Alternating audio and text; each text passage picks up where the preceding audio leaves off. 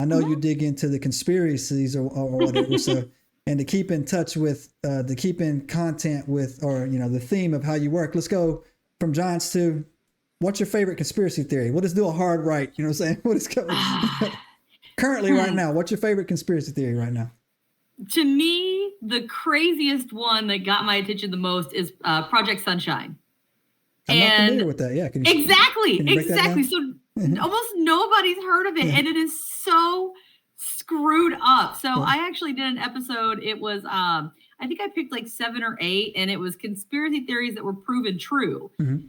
And so I went through it. I mean, they weren't like a deep dive, but they were kind of just like a graze over it. It was like, here's the conspiracy theory. Here's what was true. And how do they line up? Right. And Project Sunshine was horrifying. Right. Like the real actual thing. So the theory was back before everybody started bombing everybody. Mm-hmm. They were running tests to see what the damage would be. Basically, collateral damage. And they would take flesh and bodies and stuff, and they would run like nuclear testing on it to see what the radiation would do to the body at different levels and all of that. Mm-hmm. Well, they didn't have a lot of people that would volunteer their bodies. So the theory was that they would just go body snatching. Okay. Like the government would just, which is funny. I used to tell everybody I was a professional body snatcher. I worked at a funeral home. Okay. But they would essentially go take bodies. Well, the problem was, well, I guess it wasn't, to me, it's a problem. They found out that the younger the sample, the more accurate data they could get. Okay. So then it was, the government was getting groups together to literally go snatch without permission, like children's bodies. And, you might take, this is a horrible thing, but you take your baby and you want it cremated. Mm-hmm. You send it to the crematory. Well, the government comes in, takes the body without telling anybody. Well, not telling the parents. And then they essentially get wood ash as their child's ashes, but they're testing Yeah. Or they like lob off a leg or something like that. You know what I mean? Like it was crazy. And there's like a whole, you can look it up online and it'll give details because like things have come out and been released. And that one just blew my mind. And it's one that I do like a lot of things that are weird. Even when I do the cryptids, yes, there's Bigfoot. I've had people on with Bigfoot encounters, but I'm never going to just probably cover Bigfoot. Right. Mothman's going to be a whole thing. If I do cover it, it's going to be a giant triathlon, I'm sure. But I like to get the ones that are lesser known. So it makes more sense, I guess, to me that a lesser known conspiracy theory would be one that I choose.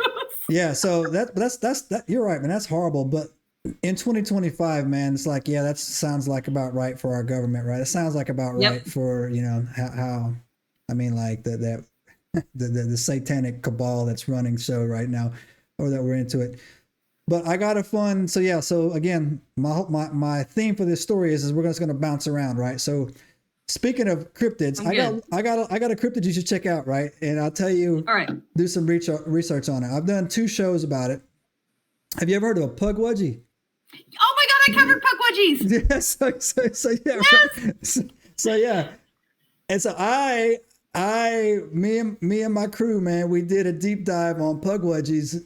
And I thought that was when we started, I actually thought that the Pugwudgie was going to be the dumbest thing I ever did. And it turned out to be, it turned out to be, this is actually, I got the receipts to back this up.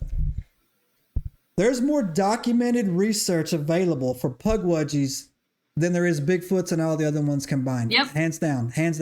And other cultures, they call them Duendes, Enigmites. If you've watched, and the people that follow my channel, you've seen my stories on Pugwudgies and Duendes or whatever. I love Pugwudgie video. People send them to me all the time, right? In fact, I have to purposely slow down posting them because my whole channel would be nothing but Pugwudgie videos. Right? But I am fascinated by that breed, for lack of a better word, or species of cryptids is Pugwudgies, right? And so you're into them as well, right? So I cover them. I think they're hysterical. I can't watch a video and not laugh, man. I don't know why. Well, and I've come up with some theories that I'm like, well, I mean, it's because like I said, I come up with the most weird out in left field picking daisies ideas that just come to me usually like while we're talking about it. I'll be like, well, what about this? Right.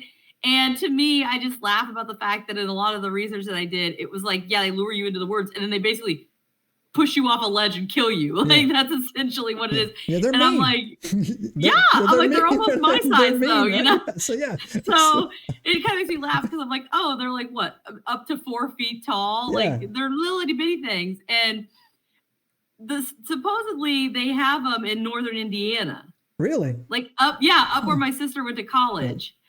And I was like, well, I don't want to go investigate because I really don't want to get lobbed off a cliff. Yeah. But my theory was, okay, so you hear that they have spikes on their back, right? I've heard, I've heard the research I've done with them is I've covered different sizes, different types, different areas right there. So yeah, but no, I haven't heard of the ones with the spikes on the back though. Oh, so there's a lot that they say, they have like porcupine quills on their back. And that's one thing that everybody talks about. But I'm like, well, what if it's not on their back? And all I can picture is, that jungle Jumanji. Yeah. With Robin Williams, and he comes back and he's got that like turtle shell thing. Okay. That he uses as a shield. Right. I'm like, what if it's just one of those? And is it like there's stuff out in the wilderness that you could use as adhesive? And what if they just adhere these spiky things to the back of it for protection? But it's not actually them. It's just a shield that's on their back. Yeah, I mean, it's just a thought. You can't rule it out. I mean, so one of the co-hosts that comes on my show fairly often is a friend of mine named Sasquatch Steve Taylor, and he's from North New Jersey. And growing up, he actually every year would go to Nantucket, which I think is in Massachusetts, right?